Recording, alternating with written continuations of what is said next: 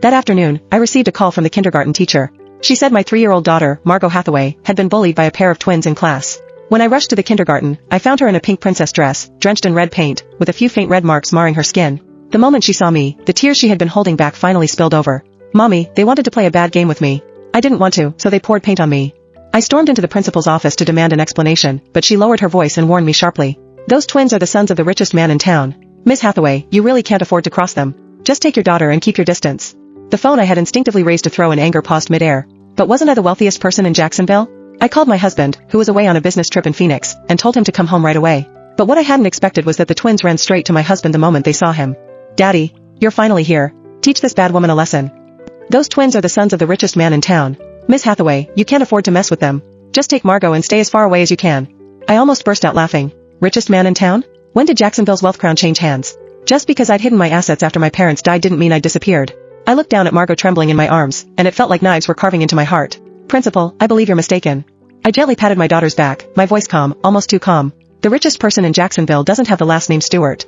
The principal paused, then gave me a look full of false sympathy. "Miss Hathaway, perhaps you don't realize Miss Stewart is currently the most powerful person in Jacksonville. Even this kindergarten has investments from her husband.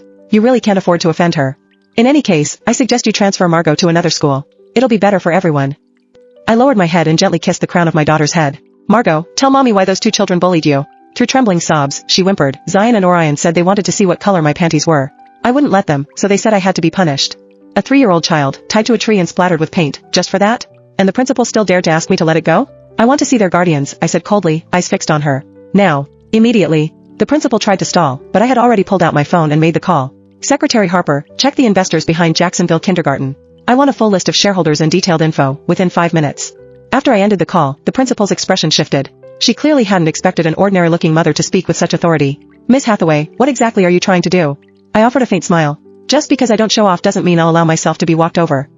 10 minutes later, I sat calmly on the sofa in her office, waiting. My daughter had already been taken to the school clinic to get cleaned up. My phone buzzed. Secretary Harper had sent a message. A long block of text appeared, followed by a detailed background on the twins' mother. Dakota Stewart, formerly a hostess at a private club, began appearing in social circles 3 years ago after getting involved with a wealthy man. Rose quickly by relying on men. Holds no actual assets but publicly claims to be the richest wife. The father's field on the twins' school records is blank. Further investigation in progress. I narrowed my eyes. Interesting.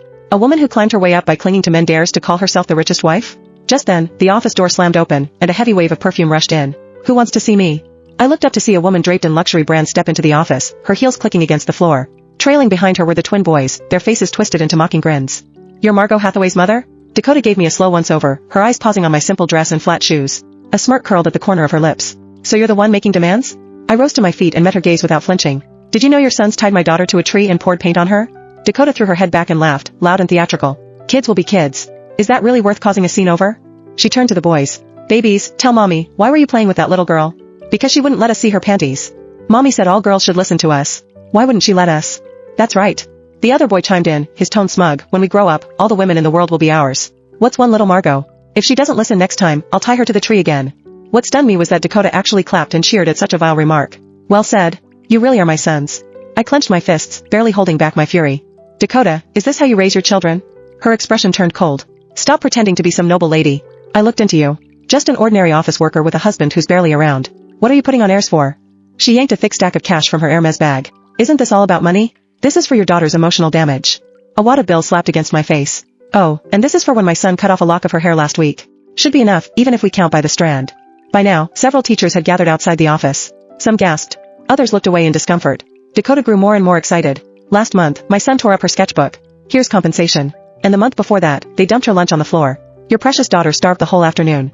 With every incident she listed, she threw out more cash, as if parading her twisted sense of justice. But my heart ached. So Margot had been bullied all along, and not a single teacher had said a word. At last, Dakota flung her empty wallet onto the desk. "Is that enough? If not, I've got cards too." She leaned in close, her voice low and sharp. "If you're smart, you'll take your daughter and disappear. Next time she crosses my sons, money won't be enough." I bent down, gathering the scattered bills one by one, slowly, deliberately, with dignity. Dakota mistook my silence for surrender. Her smile curled with satisfaction. "Well, if that's all, I'll be going. I've got better things to do than waste my time on some country nobody likes you." "Stop." I reached out to block her path, my voice calm yet firm enough for everyone to hear. "This isn't over." She turned back, amusement dancing in her eyes as if I'd just told a joke. "What? Still not enough money for you? Miss Hathaway, take what you've got and walk away while you still can. I already looked into you, a single mom with an average job, raising a kid on your own. What are you pretending to be tough for? Keep pushing, and I'll have your daughter expelled by tomorrow. Try me. As I stared at her smug face, it all began to feel absurd. Expelled? I echoed the word slowly, like I needed to be sure I'd heard her right. Yes, expelled. She lifted her chin, eyes brimming with arrogance. This kindergarten isn't just for anyone. Even with kids like yours enrolled, it still feels beneath me. I curved my lips into a slow smile. Do you even know who owns this kindergarten? Dakota let out a scoff and spun in a small circle, arms wide. What? Don't tell me it's yours. Well, she actually guessed right. There wasn't a corner in Jacksonville that didn't bear the mark of the Hathaway family. Even if a coin fell from the sky, it landed stamped with our name. Just then, Margot appeared and gently tugged the hem of my dress, her voice small and hesitant. Mommy, can we go home? Margot hurts.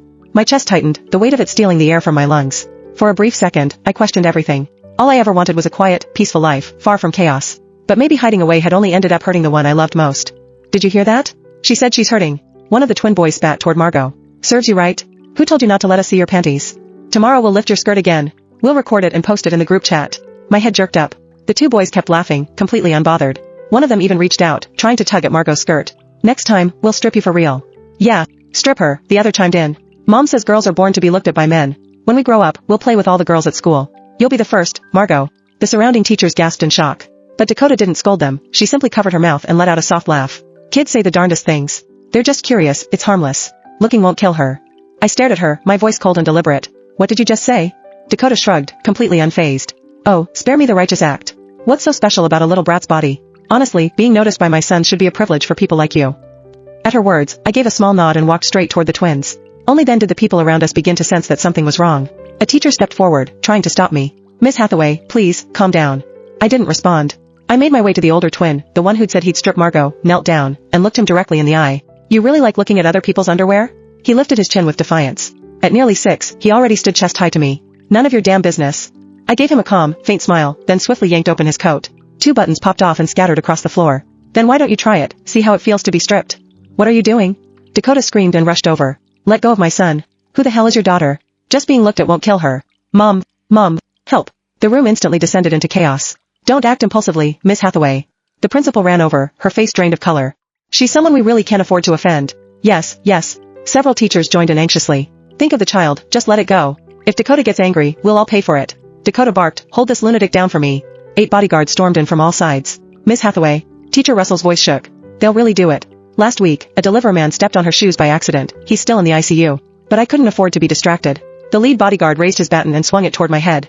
I sidestepped and moved without hesitation, one clean grappling twist, and the towering brute dropped like a sack of potatoes. One after another, all 7 or 8 bodyguards crumpled, completely powerless against me. The crowd began to stir. By the time I had the last one pinned to the floor, his arm twisted firmly behind his back, the twins finally panicked. Let me go, you old witch. The older one thrashed wildly. My dad's gonna kill your whole family when he gets here. The younger screamed, poor people should be our dogs. Don't you dare touch me,